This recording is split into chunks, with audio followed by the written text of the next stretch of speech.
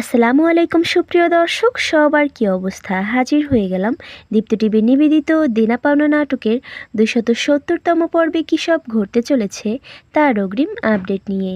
এই পর্বটি কেউ মিস করবেন না, কারণ এই পর্বে আপনারা দেখতে পারবেন পারের বাবাকে দেখা যাবে সে এবার পাবেলকে স্কুলে নিয়ে যেতে শুরু করলে ঠিক তখনই ব্যাংক থেকে লোক পাঠিয়ে তাকে ডেকে নিয়ে যাওয়া হবে। আর এসব দেখে পল্লব ও তার ওয়াইফ মিথিলাকে দেখা যাবে তারা অনেক বেশি টেনশন করতে থাকবে।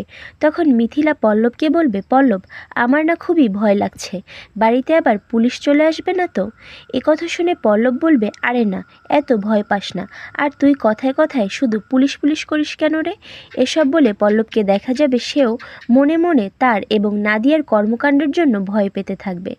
তখন মিথিলা বলে উঠবে, কে জানে মামা আবার পারি আপার শ্বশুরবাড়িতে দেওয়ার জন্য ব্যাংক থেকে টাকা সরিয়েছে কিনা। ওইদিকে পলাশ সাহেবকে দেখা যাবে সে পাড়ের বাবার চাকরিটা ফিরিয়ে দেওয়ার জন্য আপ্রাণ চেষ্টা করবে, আর এজন্যই ব্যাংকের ম্যানেজার পাড়ির বাবাকে ডেকে পাঠাবে এবং বলবে, আপনার যে চাকরিটা চলে গিয়েছে সেটা অফিসের সব কলিগদেরকে কে জানিয়েছে জানেন? পলাশ সাহেব।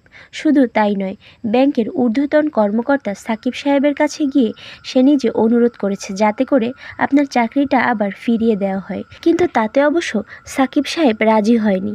তাই পলাশ সাহেব এবার সব কলিগদেরকে সাথে নিয়ে আপনার চাকরিটা ফিরিয়ে দিতে মানববন্ধন শুরু করে দিয়েছে, আর এজন্যই মূলত আপনাকে অফিসে ডেকে পাঠানো হয়েছে।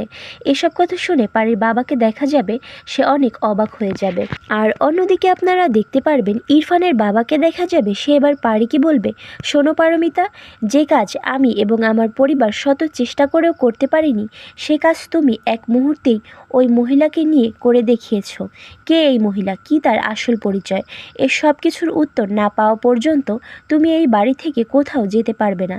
এই বলে সে তার রুমে চলে যাবে, আর পরবর্তীতে পারিও নিরুপায় হয়ে তার রুমে চলে যাবে এবং এসব নিয়ে ভাবতে থাকবে। পরক্ষণে শিউলি এসে পারিকে বলবে, কি হলো ছোট ভাবি, আপনি কি নিয়ে এত ভাবছেন? উত্তরে পারি বলবে, যে মহিলা বাবাকে ছাড়িয়েছে, কি তার আসল পরিচয়, কি তার উদ্দেশ্য, এ সব কিছু আমাকে বের করতেই হবে, তা না হলে এখান থেকে আমার কোনো মুক্তি নেই। এসব নিয়ে পারিকে দেখা যাবে সে অনেক বেশি টেনশন করতে থাকবে। আর এছাড়াও থাকছে আশ্চর্য সকল ঘটনা।